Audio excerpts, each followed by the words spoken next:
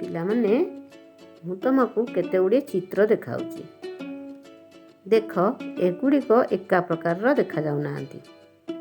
ଏମାନେ ଭିନ୍ନ ଆକାରର। ଏବେ ମୁଁ ତମକୁ ଏଇ ଆକାର ଅନୁସାରେ କିଏ ବଡ଼ ଓ କିଏ ସାନ କହୁଛି। ଏଇଠି ଦେଖ, ଦୁଇଟି ବଲ୍ ଅଛି। ପ୍ରଥମ ବଲ୍ଟି ଦ୍ୱିତୀୟ ବଲ୍ ଅପେକ୍ଷା ଆକାରରେ ବଡ଼ ଦେଖାଯାଉଛି। ତେଣୁ ପ୍ରଥମ ବଲ୍ଟି ହେଉଛି ବଡ଼।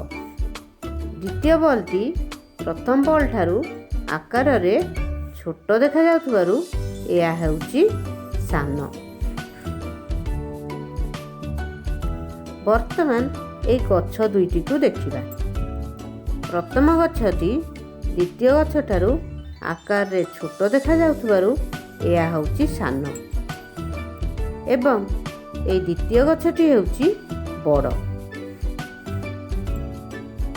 ବର୍ତ୍ତମାନ ମୁଁ ତମକୁ ଆଉ ଦୁଇଟି ଚିତ୍ର ଦେଖାଉଛି। ଅନୁମାନ କରି କୁହ କିଏ ବଡ଼ ଆଉ କିଏ ସାନ।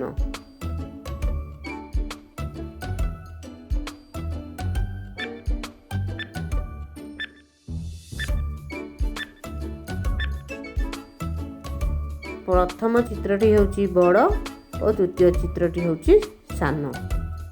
ଏ ଦ୍ୱିତୀୟ ଚିତ୍ରରେ ଦେଖିବା।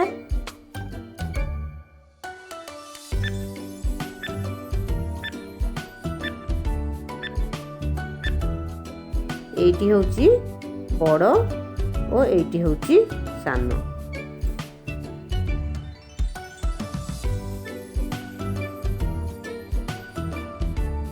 ଏବେ ତୁମେ ବଡ଼ ଓ ସାନ ବିଷୟରେ ଜାଣିଲ।